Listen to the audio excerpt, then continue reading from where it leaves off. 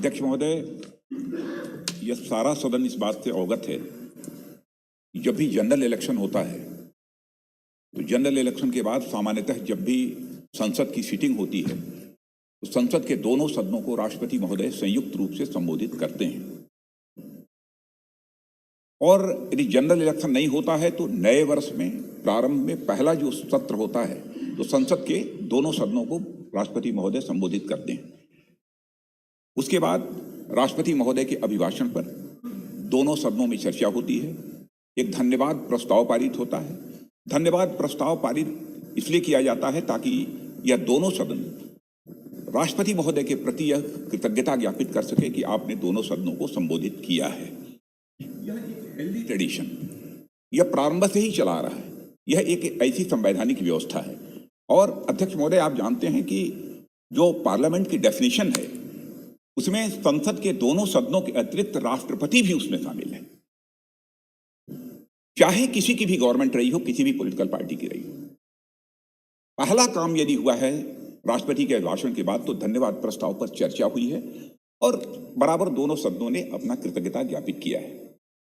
इस बार संसद के दोनों सदनों को जो राष्ट्रपति महोदय ने संबोधित किया, उसके बाद आपने देखा कि उच्च सदन राज्यसभा में एक लंबी चर्चा भी हुई और आदरणीय प्रधानमंत्री जी के द्वारा जो है उसका उत्तर भी दिया गया है और सर्वसम्मत राज्यसभा ने धन्यवाद ज्ञापित किया है।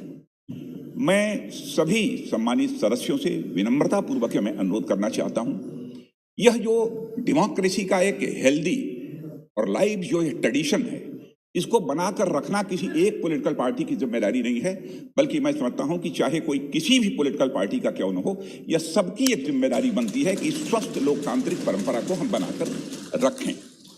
और मैं जानता हूं हेल्दी डेमोक्रेसी हमारे कंट्री में है और बहुत ही जीवंत है हमारी डेमोक्रेसी, और सभी इसको बनाकर रखना चाहते हैं और दलगत भावना से ऊपर उठकर इसको बनाकर रखना चाहते हैं। क्योंकि व्यक्तिगत स्तर पर भी जब हमारी किसी भी दल के नेता से बातचीत होती है तो मैं देखता हूं कि उनकी दिल की भी यह चाहत यह होती है कि हेल्दी डेमोक्रेसी में ट्रेडिशंस नहीं टूटने चाहिए।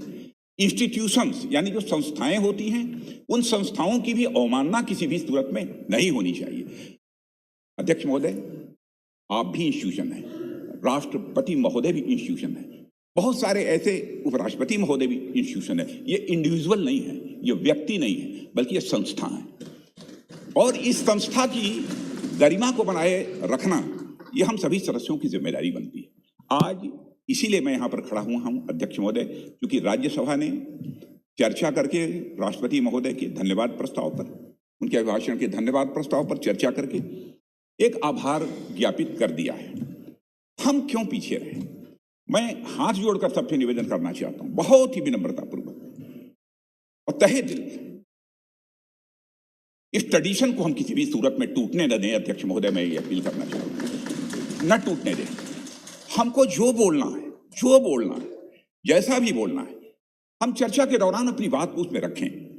इस पर किसी को कोई आपत्ति नहीं हो। यह आपके ऊपर यह निर्भर करता है अध्यक्ष महोदय कि आप किसको कितना समय देते हैं, ये आपका प्रेरोगेटिव है। लेकिन मैं चाहूंगा कि जितना लोग समय चाहते हैं समय दें, लोग बोलें, अपनी बात को खुलकर सदन के सामने रखें। एग्रीकल्चर बिल पर बोलना चाहते हैं, एग्रीकल्चर बिल पर बोल लें, इसमें कोई आपत्ति नहीं। लेकिन जो हमारी एक स्वस्थ परंपरा है उसको कायम रखें हम सभी लोग मिलकर, यह मैं अनुरोध करना चाहता हूं। इसलिए राष्ट्रपति जी के अभिभाषण पर जो धन्यवाद प्रस्ताव पेश किया जा रहा है उस पर चर्चा होनी चाहिए। माननीय सदस्य प्लीज बैठिए, प्लीज माननीय बैठिए। ठीक है प्लीज करेंगे।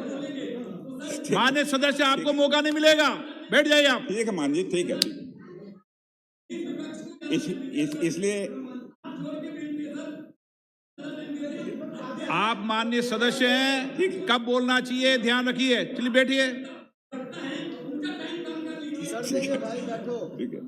इसलिए अध्यक्ष महोदय, आपके माध्यम से सभी आप अपनी बात सभी दलों के सम्मानित नेताओं से मैं विनम्र अनुरोध करना चाहता हूं कि कृपया राष्ट्रपति महोदय के अभिभाषण से संबंधित जो धन्यवाद प्रस्ताव है उस पर वह चर्चा प्रारंभ करें और सर्वसम्मत उस धन्यवाद प्रस्ताव को पारित भी करें। यही मैं इतना निवेदन करते हुए अपनी बात। रंजन जी। सर धन्यवाद सर। हमारे बुजुर्ग नेता राजनाथ सिंह जी जो बात रखे हैं, कद्दावर नेता है, हमारे डेप्यूटी लीडर है, और क्या चाहिए, काबिल आपसे नेता सलाह है लेने नहीं आएंगे, आपसे वरिष्ठ और बड़ा बेटे सज्जन मत नेता है, बोलिए। और कुछ चाहिए। लेकिन बात यह है, हम जानते हैं राजनाथ सिंह जी कि हमारा राष्ट्रपति जी देश के लिए एक इंस्टीट्यूशन है, इसलिए हम कहते हैं कि हेड ऑफ स्टेट राष्ट्रपति जी होते हैं हमारा। और ये परंपरा आज से नहीं, अगर इतिहास की पन्ने को हम खुलने का कोशिश करें तो 1999 में गवर्नमेंट ऑफ इंडिया एक्ट की बदौलत हमें सबसे पहले सेंट्रल लेजिस्लेचर बने थे 1921 में। तो मतलब आज भी 1921, मतलब 100 साल से ये परंपरा चल रहे हैं। कभी हम लोग ब्रिटिश हुकूमत की समय देखा, आज़ादी की समय भी देख रहे हैं, तो कभी परंपरा को हमारे देश टूटने नहीं दिया। लेकिन हमारी जो मांग, हमारी जो अंदर की जो खौफ, वो सिर्फ हमारे लिए नहीं, जहां हिंदुस्तान के किसानों ने हम आपको सबको खिला के पढ़ा के हमारे जिंदगी को बचाने का कोशिश किए हैं और कर रहे हैं और करते रहेंगे, वो किसानों की बदहाल और बर्बादी देखते हुए हम चुप्पी साधे नहीं बैठने सके। और कुछ नहीं, जब हम देखते हैं कि हमारे ये राजधानी दिल्ली की सीमा पे लाखों की तादाद में किसान खुले आसमान तले, ये कपकपाती ठंडे के मौसम में जब बारिश के चलते उनका बिस्तरा भी गीली हो जाते हैं, 206 से लगभग किसानों ने जान गंवाई है। किसानों को रुकने के लिए लोहे की कील और कांटीले तारों की सारे बैरिकेड लगाए गए हैं। आप राष्ट्रपति तो भाषण में कर देना अपनी बात। बात यह कि हमें लगा कि ये सदन आप खुद कहते हैं कि आप किसान की बेटा है, तो हमें लगा जरूर राष्ट्रपति जी की चर्चा हम करेंगे। राष्ट्रपति जी हम दोनों सदन को संबोधित किए हैं, तो उनके प्रति हमारे सम्मान की कोई कमी नहीं करेंगे। लेकिन हमारा मांग क्या था? कोई ज्यादा मांग नहीं था। हमारा मांग था राष्ट्रपति जी की भाषण पे संबोधित जो किए थे ज्वाइंट पार्लियामेंट सेशन में, वो मोशन ऑफ थैंक्स के तुरंत बाद अलग से किसानों की विषय पे चर्चा हो। बात उस दूसरे कुछ नहीं, हमारा और कोई मकसद नहीं था। हमारा मकसद ये था कि हिंदुस्तान को, किसान को हमारे पार्लियामेंट सही ढंग से सम्मान प्रदान करे, उनको श्रद्धा प्रदान करे। हम उनसे पूछे क्यों आपका क्या तकलीफ हो रहे हैं कि आप इसी हालत में गुजर रहे हैं। ये बात रखने के लिए राष्ट्रपति जी की भाषण के उपरांत हम चाहते थे एक अलग से किसान के मुद्दे पे चर्चा हो, और कुछ नहीं मांगा। लेकिन हमारी बात तो बाहर नहीं जाते, क्योंकि टीवी वालों ने तो हमारी बात नहीं रख पाते। सदन के अंदर क्या होता है हमें किसी ने देखने को नहीं मिलते। धन्यवाद। तो बात यह कि किसी को यह मौका मिल जाते, खासकर सरकारी पक्ष को यह मौका मिल जाते कि गुमराह करो, बरगा लेने का कोशिश करो और तरह तरह की बात किया जाए। तो इससे ज्यादा हमारा कुछ मांग नहीं था। सिर्फ किसानों की, आज हिंदुस्तान के किसानों के प्रति हमारा सम्मान व्यक्त करने के लिए हम सिर्फ ये मांगा था कि राष्ट्रपति जी की मोशन ऑफ थैंक्स के उपरांत तुरंत बाद एक अलग से 2-4 घंटे, ज्यादा नहीं 2-4 घंटे ये सदन में किसानों के मुद्दे पे चर्चा हो।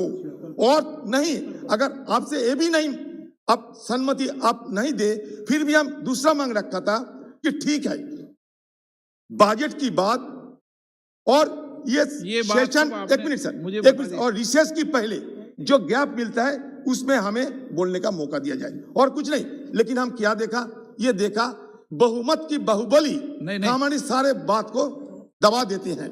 तो इसीलिए बार बार ये गुहार लगाते आए थे हम लोग कि किसी हालत में हमें ये मौका दिया जाए। ये हमारी पर्सनल मौका नहीं, हमारी कोई व्यक्तिगत हमारी मांग नहीं, हिंदुस्तान की किसान की पक्ष रखने के लिए अलग से, क्योंकि सर अलग से हम चर्चा चाहते थे, क्योंकि सर बात यह है कि जब राष्ट्रपति जी की भाषण होगी तो सिर्फ किसान की मुद्दा नहीं, तरह तरह की मुद्दा माननीय- यहाँ चर्चा होगी। तो इससे हटकर अलग से मतलब स्टैंड एलोन एक डिस्कशन हम चाहते थे। धन्यवाद। सिर्फ किसानों के प्रति, हमारे किसान जो भाग्य विधाता है, धन्यवाद। जो अन्नदाता है, उनके प्रति सम्मान दिखाने के लिए हम ये मांग किया था और ये मांग करते रहेंगे। धन्यवाद। माननीय सदस्यगण, मैं सदन में उपनेता रक्षा मंत्री जी राजनाथ सिंह जी को धन्यवाद देता हूं, जिन्होंने सरकार की तरफ से सभी लोगों से सदन चलाने का आग्रह किया। मेरी भी लगातार प्रयास था कि सदन चलना चाहिए। आज फिर चर्चा हुई और सभी दलों के नेताओं ने सर्वसम्मति से सदन चलाने का आग्रह स्वीकार किया। मेरी कोशिश रहती है कि सदन चले, चर्चा हो, संवाद हो, विचार विमर्श हो और इस मंथन से जो निकले उससे देश का कल्याण हो। लेकिन मुझे दुख होता है कि कई बार आग्रह करने के बाद भी माननीय सदस्य बेल पे आते हैं, नारेबाजी करते हैं और कई माननीय सदस्य तो सदन की गरिमा भी नहीं रखते और कई माननीय सदस्य जब वरिष्ठ नेता बोल रहे हो तो बीच में खड़े होकर बोलते हैं। ये संसद की अच्छी परंपरा नहीं है। मैं आप सभी लोगों से आग्रह करूंगा कि हमेशा सदन चलना चाहिए, चर्चा होना चाहिए। कभी भी कोई विषय हो तो मैं सभी माननीय सदस्यों को पर्याप्त समय, पर्याप्त अवसर देता हूं ताकि सदन कभी भी अवरोध नहीं हो, क्योंकि देश की जनता चाहती है कि सदन चले और हमारे मुद्दे इस सदन के माध्यम से माननीय सदस्य उठाएं। आप सभी को बहुत बहुत धन्यवाद।